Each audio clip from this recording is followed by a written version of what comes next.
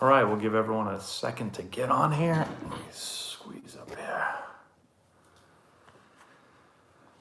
Hopefully everyone's doing well. All right, we got YouTube and we've got Instagram going on at the same time right now. So let's see how this goes. What's up, KNGB? Hey, Miles Lucido, what's up? What's up, John? How are we? Hello, Jackson. Hello, Kevin. So we're going Instagram and YouTube tonight, same time. Is that Nathan Ducott on here?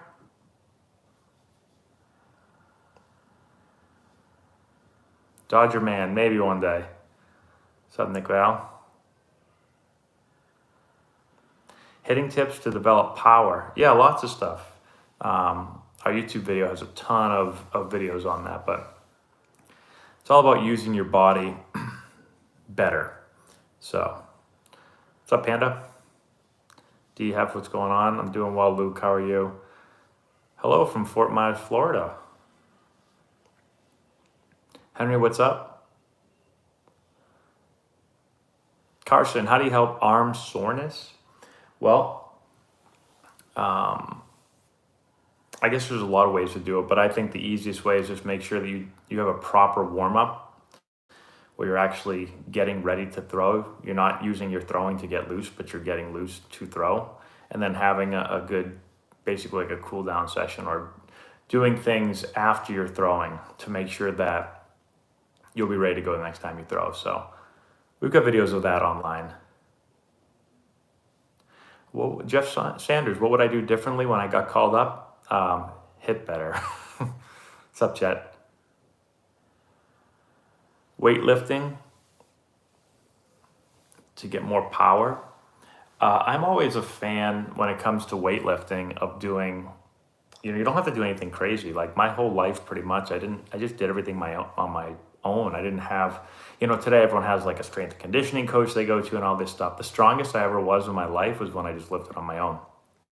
So we did, the main things I did was basically like a compound lift. So just like a heavy press, which is either bench press or dumbbell press, a heavy row, a chin up, a squat, and a deadlift. Those are pretty much the main things I did. And then from there, you can do anything you really want. But doing those 4 or 5 things should give you everything you kind of need. Who was the toughest pitcher I ever faced? Faced a lot of good pitchers. Toughest guys for me, Daniel Bard was really good. Tim Lincecum was really good. Who else was really good? Faced a lot. Max Scherzer struck me out pretty easily. Chat, thank you for the super chat. Who do you think deserves AL MVP?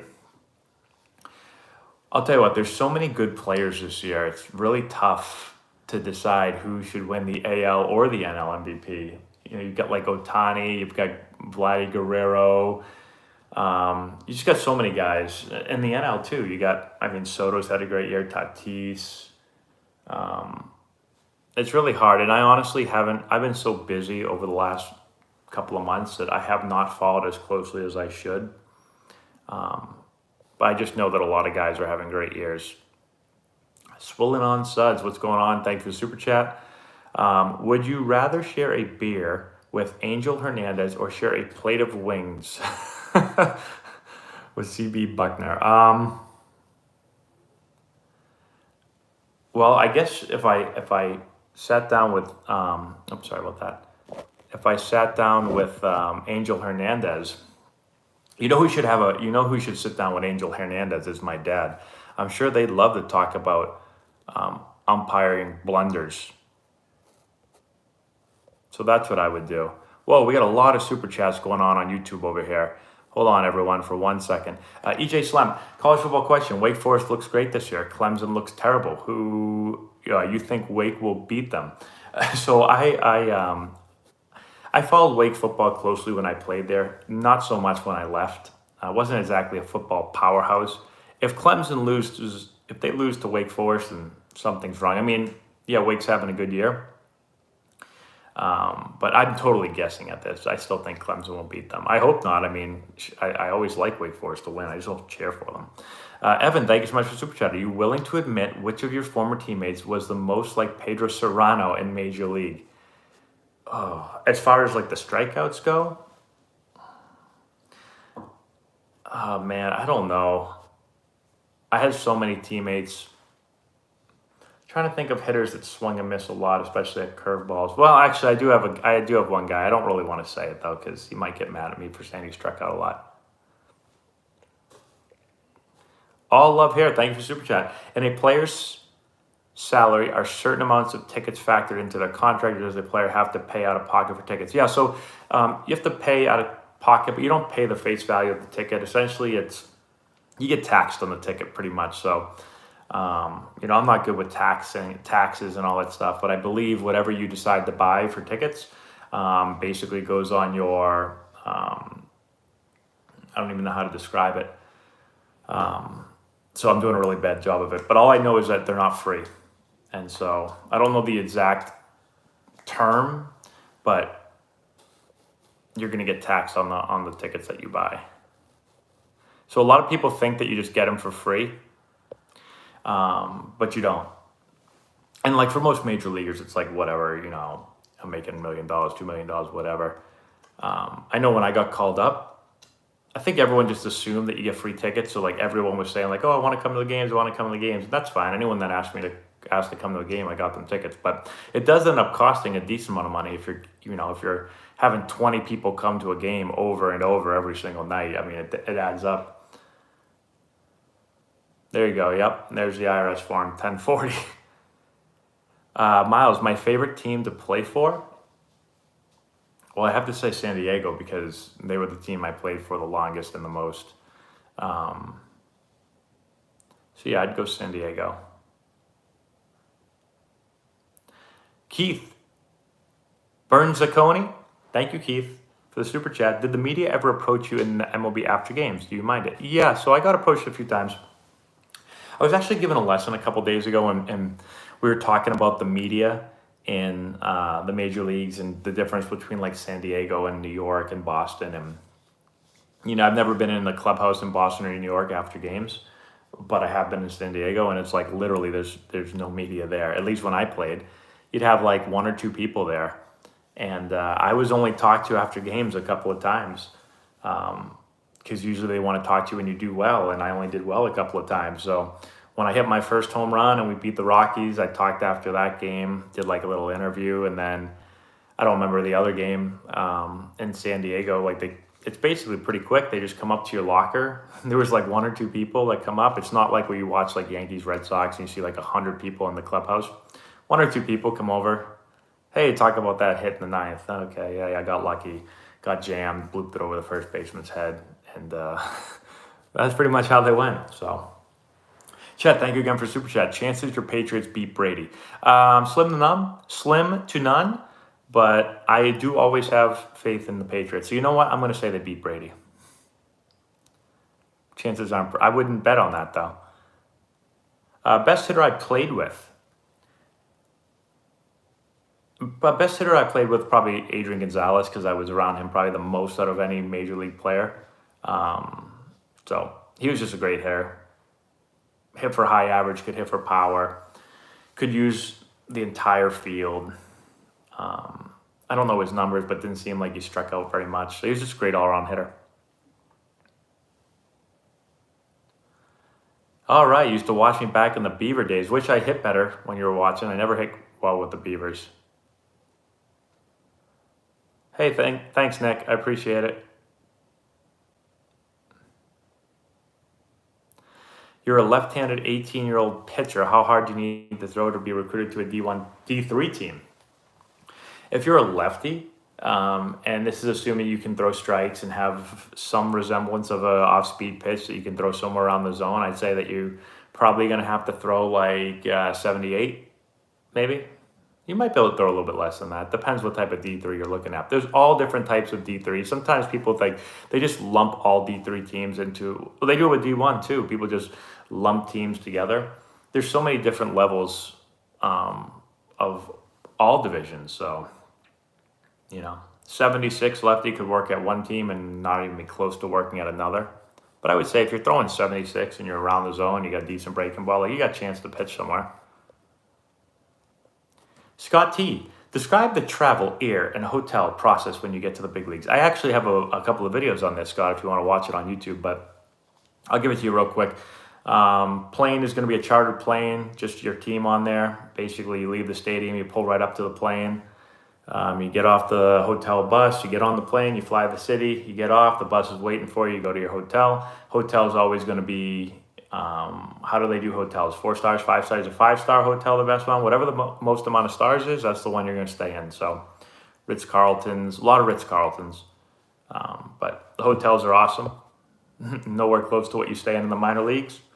And so if you think about what's the best way to travel, that's the best way to travel. Never in my life outside of playing in the major leagues have I ever traveled anywhere close to that. So Jackson, thank you for the super chat. Hey Matt, what do you think about Jay Johnson going from Arizona to LSU? Yeah, I mean, great coach.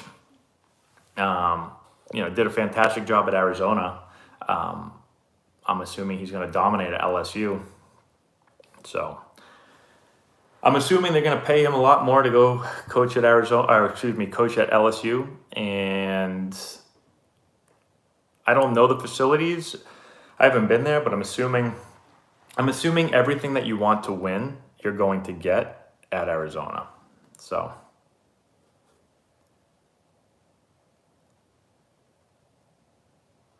let's see. Matt, can you talk about the draft process and what scouts talk to you about? Yeah, sure thing. Hold on one second. I got a super chat, and then I'm going to talk about the draft process and scouts. Did they ever serve alcohol on any of your charter flights? I watched a documentary on a WWE flight where everyone got drunk and it was not pretty. We got served alcohol when we went to China one year. We played the first ever major league game in China. There was like wine and drinks on the plane that were served. It was like a 13-hour flight, so I slept most of it. But usually after road games or after any games, usually the rookies are in charge of grabbing any alcoholic beverages to bring on the plane or on the bus. I think there's no alcohol in the clubhouse anymore. I think that is a rule that was put in after I was done playing, but I believe that is the case now. All right, so what do scouts talk about in the draft process? So typically before a draft, you're just going to have a bunch of scouts come into either if you're in college, they're going to come to your stadium. I went out to eat with some scouts. When I was in high school, they came to my house, and they just they not really interview you, but they want to just kind of see what type of person you are, get to know your personality, your character, all that stuff. They're going to put you through some tests, some psychological tests to make sure you're not crazy and nuts. I had to do like some vision training things. I had to do not training, but evaluation. So you do all that stuff, and that's pretty much it. Do a couple of workouts. The Rangers had me come work out with them. The Rays had me work out. The Brewers had me work out. Like some teams will fly you out to their stadium, make you work out there. But that usually doesn't happen with all the teams, just a couple of them.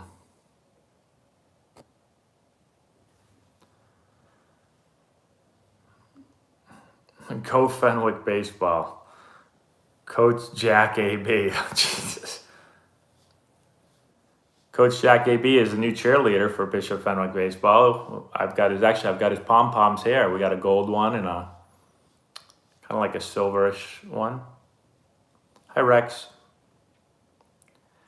If you are a talent like A-Rod or Mike Trout, if you grade out bad on the physical evaluation, do they really care? Oh, psychological evaluation, do they really care? Well, that's a good question. I think that the better you are, the more risk they're willing to take in other areas. So if you are, A-Rod, who's one of the best high school players ever, then, they're going to take more risks. You might not do great on the test, but they weigh that and make the pick. If they're evaluating me and they think I'm crazy, I'm probably not getting picked very high. So it's kind of how it goes. But there have definitely been players. There have been players that have been drafted very high in the draft that had character, or I would say character concerns, and maybe you can put that in I don't know what their test came back as, but I'm assuming they probably weren't the greatest. So, and teams still drafted them because they thought their talent was good enough to take the risk. Some of those work out, some of them not so much. Josh, thanks for the super chat. Will Trevor Bauer ever play another major league game? Well, someone put out a video recently that I just saw that said banned for life. I don't know who put that out, but it keeps coming up on my YouTube feed. I have no idea. I'm not a lawyer or a judge or anything. I don't know what's going to happen to him. So I can't say.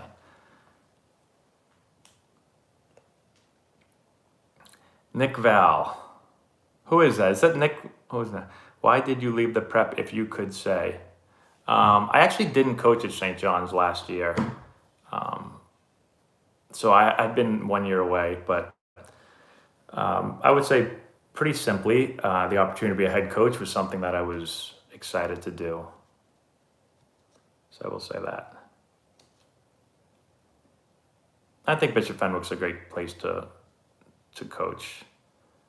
A lot of good people, a lot of good kids over there. I know a lot of people that go to the school, have gone to the school, have coached at the school. So, do you think showcases are worth it? I think it depends on the showcase. I think there's a lot of good showcases, a lot of bad showcases. The problem is there's so many showcases that it's tough to decipher which ones are good and which ones are bad. You know, it's kind of like travel balls. So the way it kind of worked is back in the day, there was not a lot of travel ball teams and only really, really good players played. And then I think people realized like, oh, this travel ball business, this could be a business.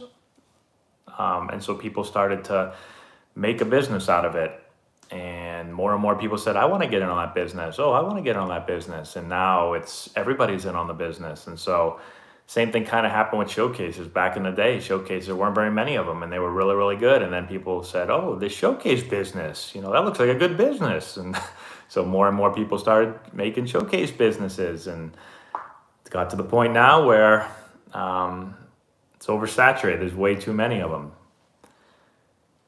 So it's hard to tell. And I can't even tell you what the good ones are and what the not so good ones are because there's just a million of them. I don't even know where you're from, and even within some showcases, like Perfect Game, they've got a couple of great showcases. They've got a couple that aren't so great. So even within, a company as well known as Perfect Game, not every one of their showcases is very good. Thanks, Nick. Hey, Jesse, what's going on?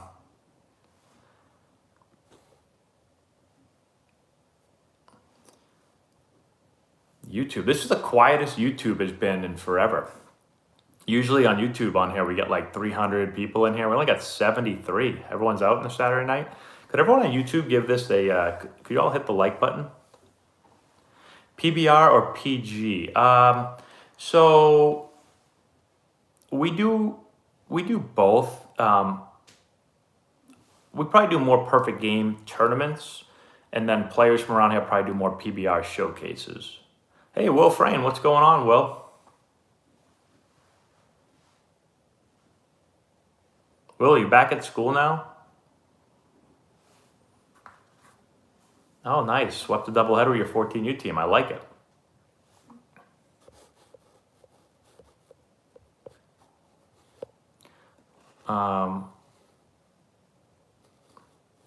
Oh, sorry, guys.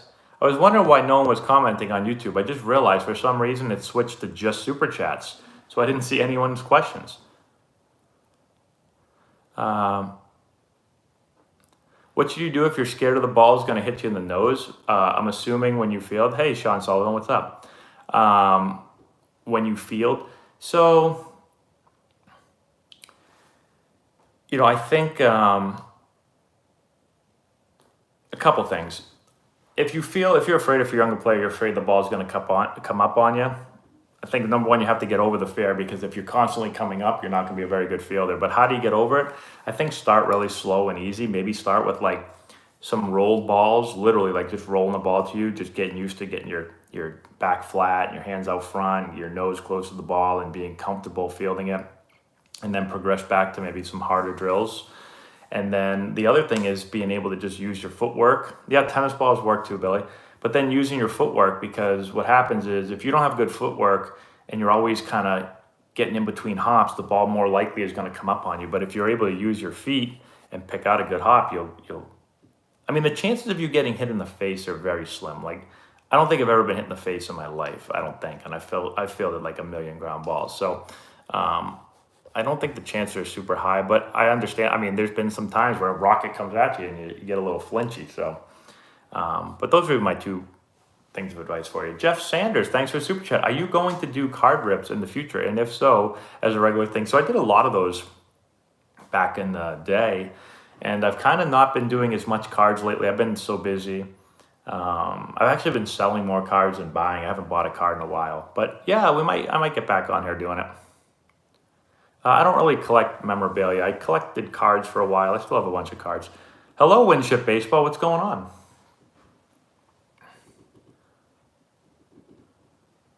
Hey, Liam. Oh, Danny. Tell Liam I said what's up. I did not see him today because I was not at fall ball today. Got it going, and then I had my daughter had a soccer game, and then my son was supposed to have a football game, but then he didn't feel well. So, hi, Clayton. What were the dugouts like? I mean, dugouts, the higher you get in baseball, the bigger the dugouts get. So, the best thing about a dugout is when it's a big dugout. Nobody wants to be crammed in a dugout like at Fenway Park.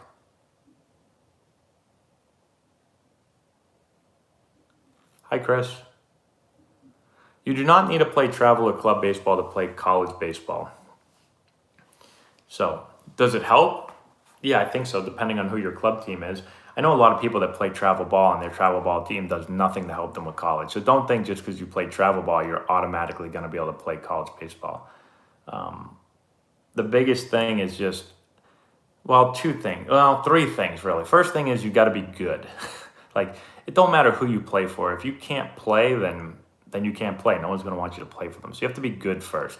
How do you get good? Playing for a travel ball team can help you. Playing for a good high school team, going out and just playing, like, you don't need to play travel ball to get better. I think our travel ball team gets people better, but there's plenty that don't. So you got to be good. So you got to find some place to get better. You've got to have some way to get exposed to college coaches. Travel ball is one way, showcase another way. Those are usually the main ways that you're going to do it. College camps is another way. And then the third thing is having someone as a reference or someone that kind of points you in the right direction and help you figure out what schools you can play at and can't play at. That's probably the hardest one, actually. I didn't think that a few years ago, but I'm realizing now that most players and parents have no idea. Most players and parents think that their son can play at a higher level than they can. No problem. Like, that's totally understandable. But that's the fact. And so most people need someone to tell them, like, yeah, you could play there, and probably more importantly, no, you can't play there. Because most people, I think, spend a ton of time trying to go to the wrong schools, because they saw Boston College play baseball on TV, or because they live near Boston College, everyone thinks they can go play at Boston College, when in fact, I don't know what percentage of Massachusetts high school players will play at Boston College, but it's very, very low, and it's under 1%. So,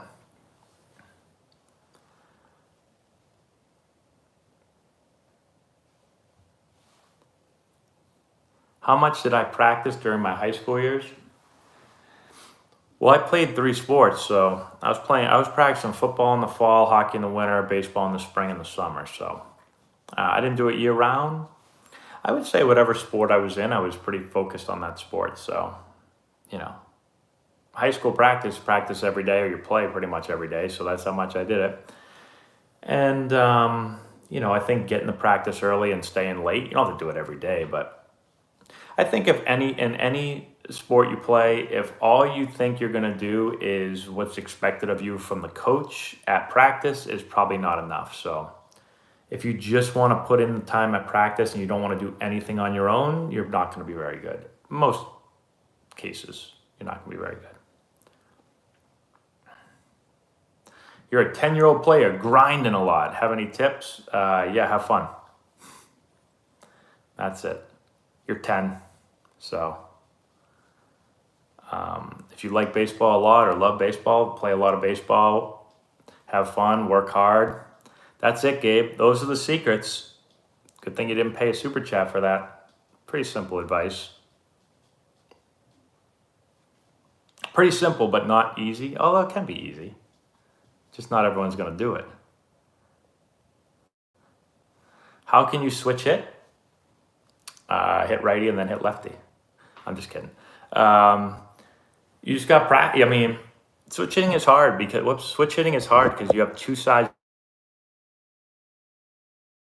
Sorry about that. I hit the wrong button. Switch hitting is hard because you have two sides of the plate you have to worry about instead of one. One can be hard. Never mind two.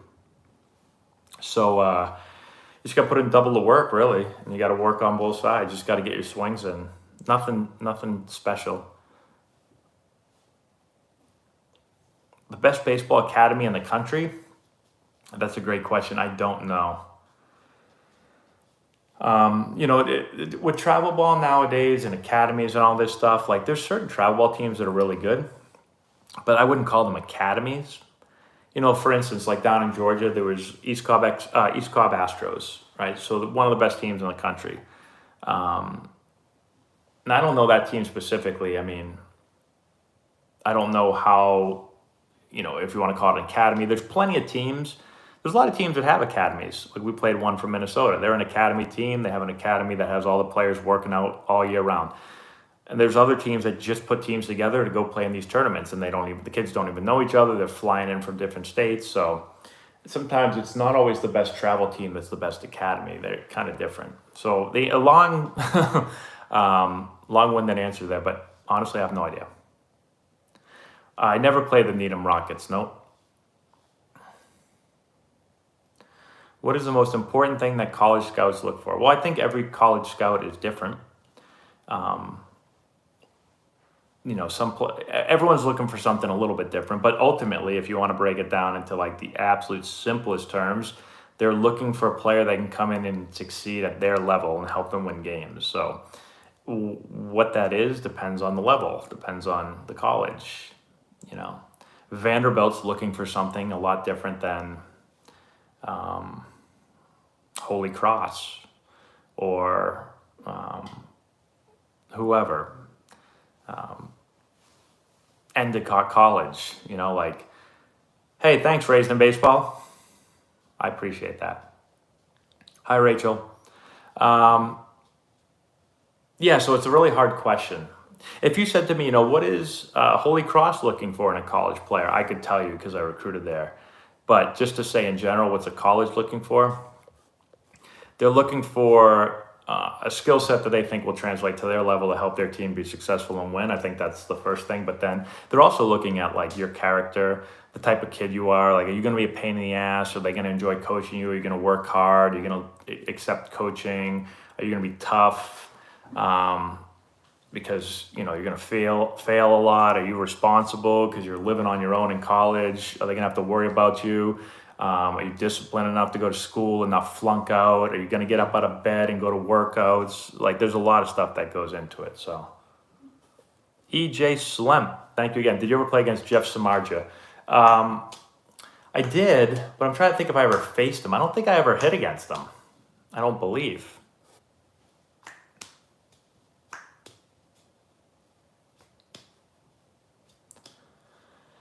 Any advice on relaxing in the box? Yeah, that's a really good question. I think it's easier said than done. All these things, like the mental game and all this stuff, people make it sound really, really easy. It's not really, really easy. Like I had the same, the stuff that they're talking about today is the same stuff that I was being told back in the day, but it's like, I'm not saying it can't help you. I'm just saying it's not easy. People are like, oh man, I get frustrated when I get out and, yeah, no kidding. Yeah, everyone gets frustrated when they get out. If you play baseball and you're serious about it, you don't want to do poorly. So, but I do think, listen, I think some people are wired a little bit better than others when it comes to being able to not get so upset when you fail. But I do think understanding, what success and what failure really is, because baseball is a game of failure. So if you only feel good when you get hits and you feel bad when you don't, you're going to be mad 70. You're going to be pissed 70% of the time. If you're a good player, 75% of the time. If you're not as good, 80% of the time if you're like me. So it can't just be about hit, not hit. So that's where you start to think about, what is a successful at bat? Get a good pitch to hit the ball hard, put my best swing on the ball. That's it. How do I help myself relax if I feel tense or anxious? I think breathing's a big one. Take a deep breath in the box. Find a focal point. I like looking at my bat, the label of my bat. Try to keep things very simple. Have like a really, really simple plan as far as, for me, it was get a pitch over the middle chunk of the plate and hit a line drive out the middle.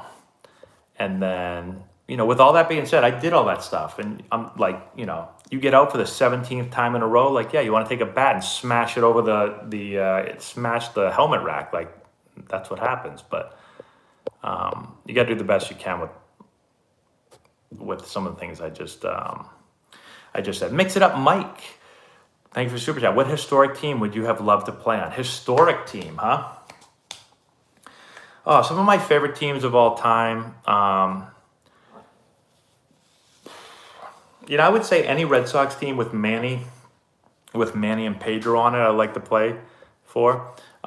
There's a lot of Yankees teams that I'm sure would be really fun to play for, whether you're playing with, Mickey Mantle or Joe DiMaggio or Babe Ruth or Lou Gehrig or Yogi Berra, like any of those guys, I think would be pretty fun. Actually, you know what? This is kind of random, but I was a huge Indians fan back when they had Manny and let's see, who else? Kenny Lofton, Omar Vizquel, who else? Travis Fryman, Sandy Alomar Jr., was David Justice sprinkled in there a little bit? Carlos Baerga, was he there a little bit? Like, I don't know what years those all were, but for some reason I really liked the Indians back then.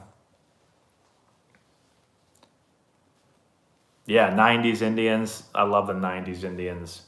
I would have liked to play it on that Mariners team with Griffey and let's see, who was it? It was Griffey, it was A-Rod, Edgar Martinez, was it Jay Buhner, Randy Johnson.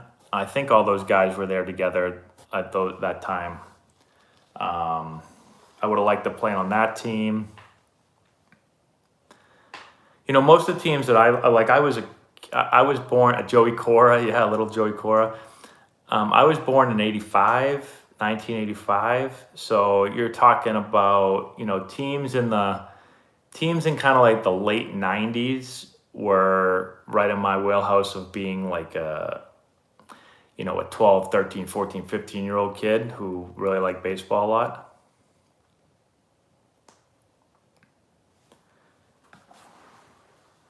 What's your approach at the plate? Well, I think your approach should change depending on a lot of stuff. Game situation, your strengths and weaknesses, pitcher strength and weaknesses. Like, there's a lot of things that go into it.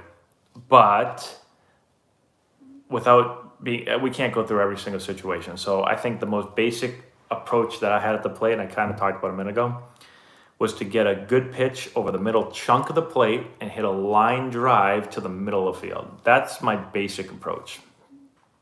Now, if I'm facing somebody like a lefty that's going to fade everything away from me and throw change-ups, I might look a little different. I might look over the plate a little bit more, like middle away, think right center field. If I'm facing a sinker baller, maybe I look for something up. So all that stuff changes. But I'm just talking, your standard approach. Then you just kind of work off of that. American Legion ball dead. I think it depends on the part of the country. It seems like in our area it's pretty dead, but there's still some good Legion ball, just not like it was before. Is Matty Jr. nationally ranked? Well, he was the number 3, 20, 34 graduate. What would he graduate in? Let's see. Right now we're in 2021. He just turned 7. He's going to graduate in 11 years. So 2032 grad year, maybe somewhere around there. He was the number 3 in the country. But he had a tough week last week in coach pitch. So he's probably more like number 5 or 6 in the country now.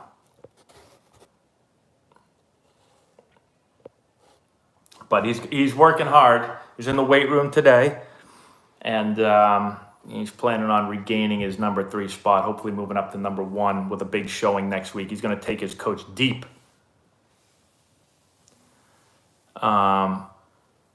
What cameras were we using to film our guys? It's just like a little Panasonic camera. I don't know, costs like $300-400. Nothing crazy. Why the decision to head coach high school? Well, I've coached high school for a while now as an assistant coach, and I think, well, I shouldn't say most people want to be a head coach. That's not true. Not everybody wants to be a head coach, but I've always had this vision of being a head coach, and I think that's a good opportunity with a good team and a good school and just a good overall fit.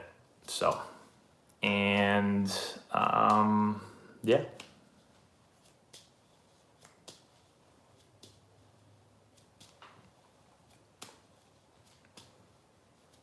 How do you lock in to prepare for a game? Well, that's a really good question. I think the goal, and by the way, I got 2 phones going right now. My phone for Instagram is getting low on battery, so I probably only got about another few minutes on Instagram, and then I'll continue on YouTube. So if I get off of Instagram, you can just go to our YouTube page, Antonelli Baseball, and you should see me being live over there. I'll probably go for another like 20 minutes or so on YouTube, maybe a little bit longer. Real quick, to get locked in a game, the goal, whether you're pitcher, hitter, fielder, bench warmer, whatever, is to play the game 1 pitch at a time. So you have to be completely present for that 1 pitch, and you have to do that pitch after pitch after pitch. It's really hard to do, especially on defense when the ball only comes to you once every now and then. So how do you do that? We could probably sit here and talk about it. I actually have a lot of videos on this, but I always think that you want to just go back to deep breath. So I'll give you an example, fielding. All right, you can do pitching. We could go through all the positions. Fielding. Pitcher steps on the rubber. I'm going to take a deep breath in through my nose, out through my mouth, really slow. I'm going to want the ball hit to me. So maybe there's a phrase that you use in your mind, something to kind of trigger yourself to be ready and prepared for the ball. Like a lot of people are thinking like, oh no, don't hit me the ball. There's all different stuff you can say. I've seen if you guys see Trotsky baseball, he always talks about making plays. So it can be like something really short and sweet that just kind of makes you feel like you're in the zone. You want the ball hit to you. When you do this now, you're going to be prepared to move. So you're going to be on the balls of your feet, you're going to be ready position, all that stuff. And then when the ball is taken, fouled off, whatever, you step out and then you just let it go for a minute. You don't keep thinking about it because, like I said, baseball is going to be, short bursts of attention. Pay attention for 3 seconds. Don't pay attention for 15 seconds. Pay attention for 2 seconds, so that's how the whole game goes. So, you step out, you think about whatever you want to think about. I don't know. You should also probably think a little bit about the situation. Like, if ball's hit to me, what am I going to do with it? Where am I going to throw it? And then once the pitcher gets back on the rubber again, you go through the same process. So you can do this at any position, really. Do I know Chris Rinaldi? I do. I do know Chris Rinaldi. What happened to the Road to 90 vids? I'm old and I hurt myself. Every time I try to do those videos, I hurt myself. So I can't do Road to 90s anymore. It was fun while it lasted, but I never hurt my arm. I hurt my wrist when I was hitting, and then when I was pitching, I hurt everything. 2 things. 1, I hurt myself, and 2, I was so busy in the summer that I just didn't have time anymore. There was a string in the summer where I was getting up at 7 a.m., 6:30, and I was working until 9 p.m., and then I was going to bed and getting up and doing it again, and I did that every single day. So it was like emails, lessons, practice, scheduling things, talking to parents, recruiting, go to sleep, wake up, emails, YouTube, lessons, game, travel, parents, recruiting, go to sleep, wake up. Like, that was every day, every single day. One thing about coaching travel ball, no, I shouldn't say coaching travel. One thing about running a travel ball business with so many players in it and so many players that have played over the years is that people want to talk to me about something every day. And the season's tough because, I might be traveling, I got a double header, I'm talking to a couple colleges about players, and like I'm at the field for like 10 hours, and then you get like all these people calling you and emailing you, and coaches and parents and players and all this stuff, and then you don't have time to get to them all because you're on the field all the time. Then the next day you do it again, and by the time you get like 450 calls in your answer machine, and you got 300 emails, you got 28,000 text messages. Then you dig a hole and you jump in it and you bury yourself. I'm just kidding.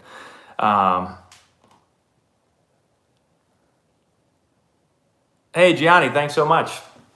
I'm pumped up too, man.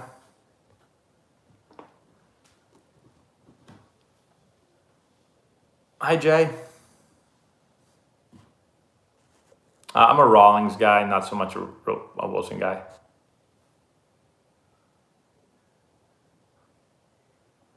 You got hit by 2 pitches today. How do you shake them off? Well, the one thing about hitting is you're going to get hit. So, how do you shake that off?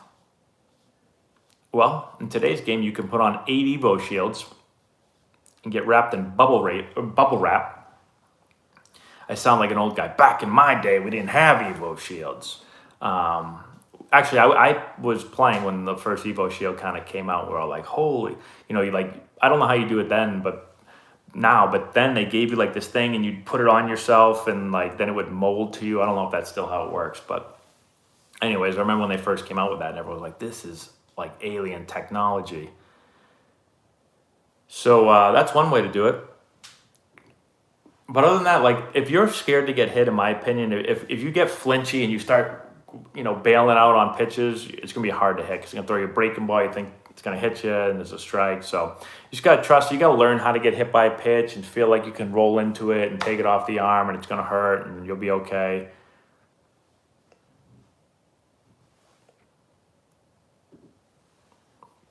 Do I think PEDs are still alive in the game today? Yes, I do. I don't think they're anywhere close to what they were back in the day. But I do think with anything, people are going to try to get around it. And I'm sure there's something out there that players are using that can't be detected yet on the test. So I am not an expert in University of Nevada, Reno baseball, unfortunately. You're welcome, Jack. Mint chocolate, if I had to choose, but cookie dough is my favorite. Yeah, I saw Stanton hit a ball 4,000 feet today against the Red Sox. I was not watching the game, though, so I don't know how it all went down. I saw that a lefty was pitching, but I can't really give much insight into it because I wasn't watching the game. Do I have university connections? Yeah. I know most college coaches. And when I tell them to do something, they do it immediately. I'm just kidding. They don't do it immediately. I actually get mad sometimes because I'm like, I'm telling, we talk about this all the time. We've had a lot of players, and listen, hard thing about being a college coach is everybody's telling you that their player's the best, right? Like everybody. Like nobody's calling a college coach and being like, hey coach, I got this guy. He stinks, man. He's terrible, but I think you should take him. Like no one's doing that. Everybody's calling and saying, I got the best player you've ever seen. Even if it's not the best player, they're still saying, I got the best player you've ever seen. So these coaches are getting that, hundreds of times a day. So we have pretty good relationships with colleges, and I think we can help our players a lot. But, I also wouldn't fall into the trap to think like, oh yeah, my travel ball coach, my high school coach has all these connections and he's going to get me to wherever I want to go. It ain't that easy.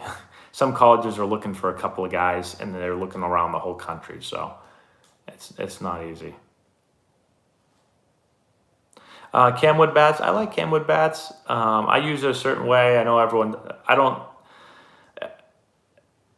everybody uses a Camwood bat or any bat a different, their own way. So I don't know if it's the bat as much as it's how you use it, but I do think that the way the bat's weighted gives me a good feel for trying to get my knob turned. So that's how we use it.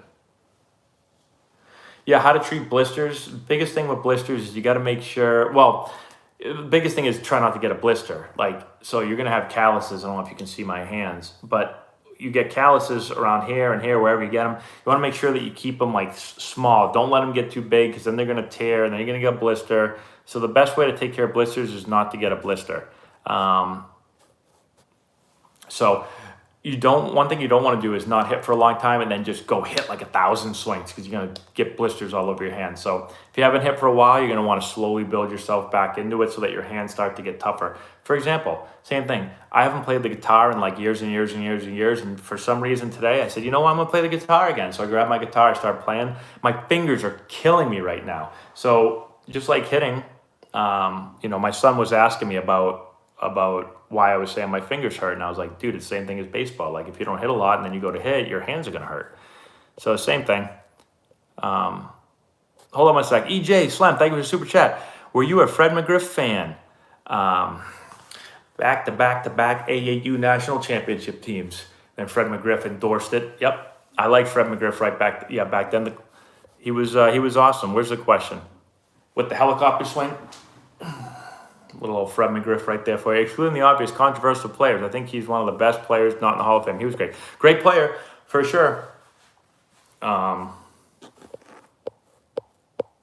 I don't know if he's getting in the Hall of Fame, but great player. Okay, everyone.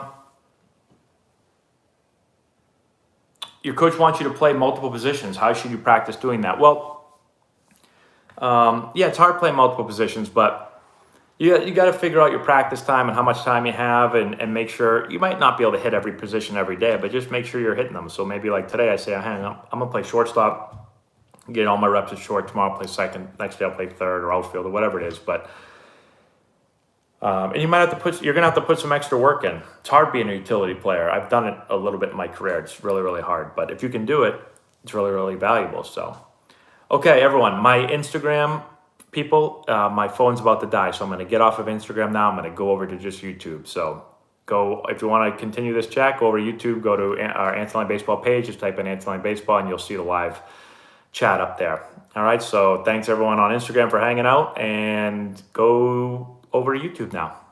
Talk to you later.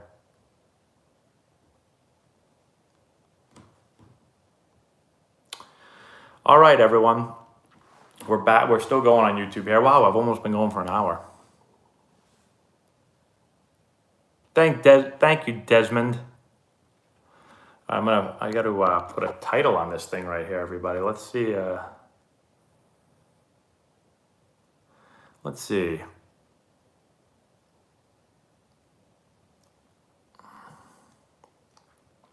Best pitch grips for all those. It's hard for me to show you right here. And listen, everyone's different. Like some players might feel like, this is the best breaking ball grip. And then other players might feel that this is the best breaking ball grip. So a lot of it is just trying, messing around with different grips and seeing what works for you. But, social media, YouTube and Instagram and Twitter and stuff, that's a great resource for showing you different grips. You can see how all these big leaguers hold different pitches.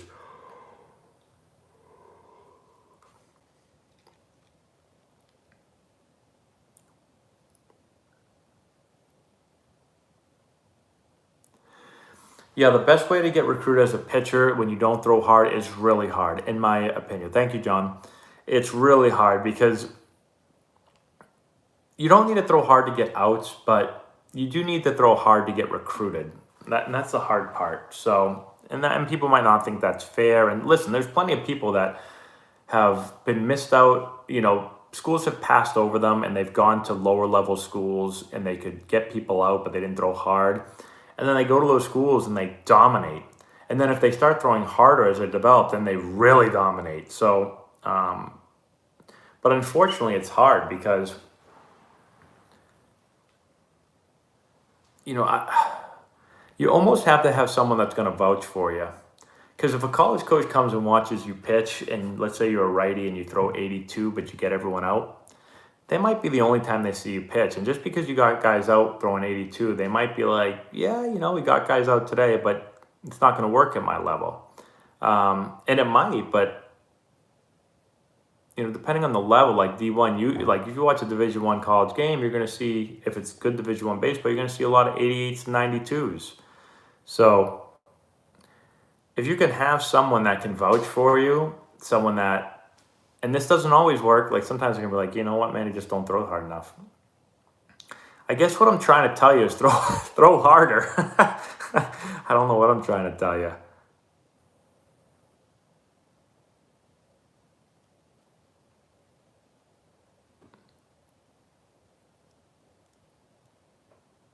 Two coaches like fat second baseman. I have a video coming out on that very soon, actually, in the next week or so. So you can find out. I didn't get to 90 off the mound. I gave up after a couple of weeks because, well, I talked about that a few minutes ago. In trials, should you show power or ability to hit all parts in the field?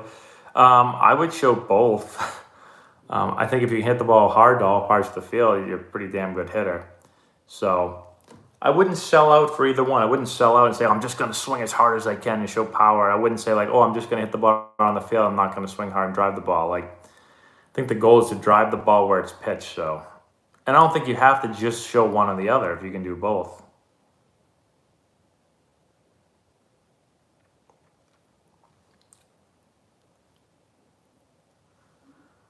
The two things how do I get better without practicing and watching videos and stuff like that? I mean, those are the two main ways. So strength training is another way. I don't know if when you said practicing, that's what you meant, but strength training is a big deal. My thoughts on base stealing. I think, base stealing has become not a big part of the big leagues anymore. But I still think it's valuable if you can do it successfully. You got to be able to steal bases over 80%, essentially. So if you can do that, excuse me, that can be really valuable.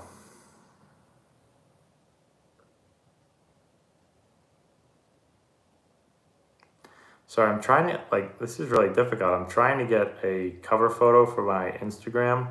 We'll just use that one, whatever. There we go. What should we entitle it? Live. I'll just do the title I did here. Live answering baseball. I wish I could type baseball questions.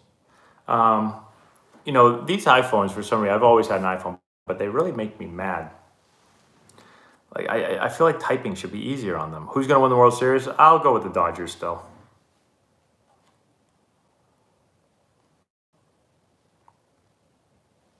How to practice batting practice during winter.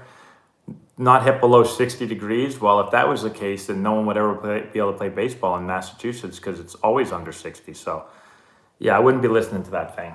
I mean, I don't know what kind of bats they're making nowadays, but I've hit in 20-degree weather fine with metal bats. So.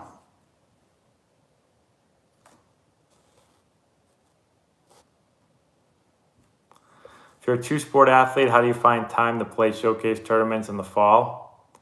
Yeah, fall's hard. Your prime time for showcases will be in the summer. So the thing is, when you go to, you want to be performing at your best at these showcases. So if you're playing football 6 days a week and you're not able to really practice baseball very much, you're not going to perform very well. So, hey, Jeffrey, what's up? Answering all of your baseball questions. There we go.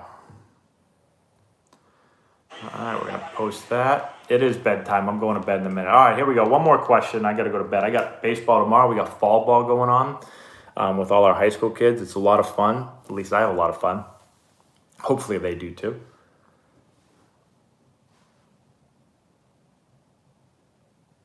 If you want to check it out, we'll be participating at St. John's Preparatory High School in the morning.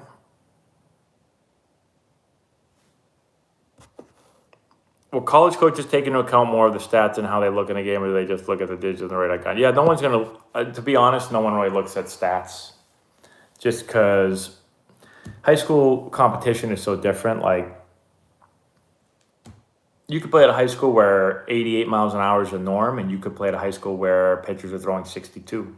So how do you look at stats? Because, kids hitting against a guy throwing 62 are going to hit better. If you face guys throwing 88, you're not going to hit better. So those two, you can't compare and contrast those two stats. What do they say? It's like comparing apples and oranges. Yeah, certain teams is that's not in Tennessee. It's in Massachusetts. Certain teams are better at developing players than other organizations. Some develop pitchers better. Some develop hitters better. Some develop catchers better. Some develop defensive players better. So it's just the way. What's this? Just the way it goes. If everyone knew why they were so good at it, they'd copy them. I'm sure they're all trying to copy them, but favorite team to play on was the Padres. Most important thing a high school third baseman should work on: you got to be able to play the ball one-handed. You got to be able to make quick reactions. You got to be able to throw on the run off your wrong foot. So those are some big ones. Wait, people be throwing 60s in high school? Yeah, I'm sure. There's all different levels of high school out there. Everybody thinks, like, this is a common thing in Massachusetts. Everyone thinks everybody throws 80. It's like, no. People are like, oh, this guy throws 80. He's no good. And I put the gun on, it's like 71. I'm like, it's not even close to 80. But everyone thinks they throw 80. Oh, yeah, I throw 80. Yeah.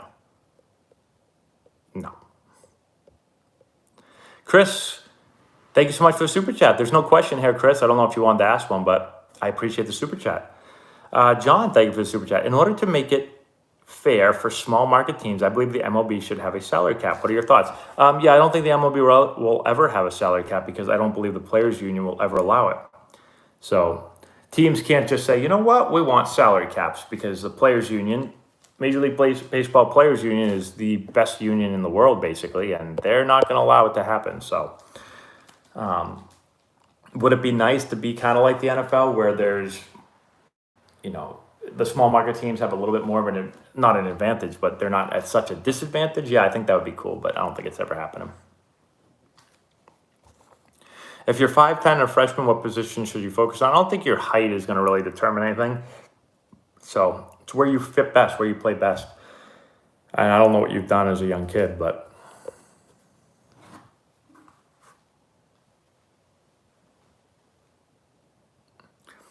I hear you. Everybody thinks they throw 80 plus. You could almost around here take 5 miles an hour off everybody. Guy throws one ball on a juice gun once in his life when the wind was blowing 30 miles an hour at his back, and the ball goes 87, and then every other pitch they throw is 81. They tell you they throw 87. That's just the way it goes. All right, Chris, thank you so much for super chat. Let's get a fun and interesting question in. Who would you put on the baseball Mount Rushmore? Wow, the baseball Mount Rushmore. Well, I think you got to start off with, start off with Babe Ruth. Put Hank Aaron up there.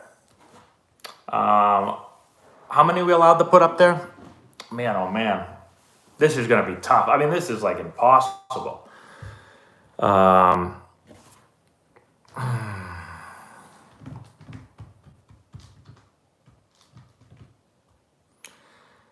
Yeah, I mean, Willie Mays, yep.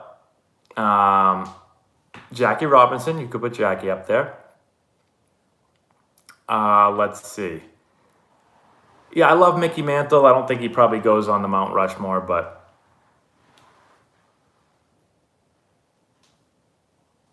yeah, this star logo is our logo. Yep, Jim, put Tom Brady up there. I'm trying to think what pitcher we've named all hitters. Who are the pitchers that are going to go up there? That's the question. Who's kind of known? Who would you say is the best pitcher of all time? Yeah, Bob Gibson, great pitcher. Nolan Ryan, great pitcher. You know, like Sandy Koufax, great pitcher, although he didn't have a long career. Greg Maddux, great pitcher. Tiger Woods, great golfer. Bob Feller, great pitcher. Johnny Manziel, great college quarterback.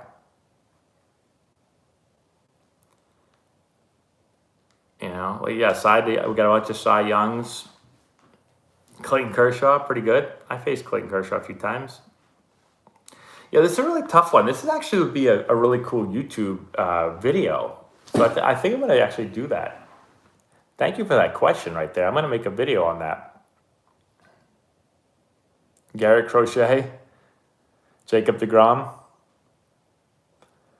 Oh boy, a fantastic question. Fernando Valenzuela.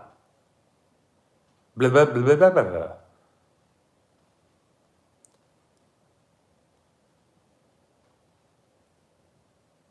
Whey LeBlanc. Cal Quantrill. How about his dad, Paul? Randy Johnson. Bartolo Colon. There it is. Put Bartolo up there. Bartolo struck me out before. So at least I can say that. Best way to throw faster? I have a bunch of videos on that actually on our YouTube channel. I wish I could tell you right now, but use your body better. Excuse me. Use your body better. Some people need more strength. Some people need more flexibility and mobility. There's a lot of things that go into it, depending on your body and how you throw. But yeah, shout out to Chris for the vid idea. That's right. All right, everyone, I'm going to bed. I got baseball super early in the morning. So we'll see everyone. Thank you so much. Matt Antonelli, put him on Mount Rushmore. Yep. Thank you, everyone, for the super chats. Thanks for the questions. Thanks for hanging out for over an hour tonight. We will try to do this once a week again. We got away from it for a little bit, but we'll try to get back on it. So everyone have a great night, and we will see you next time.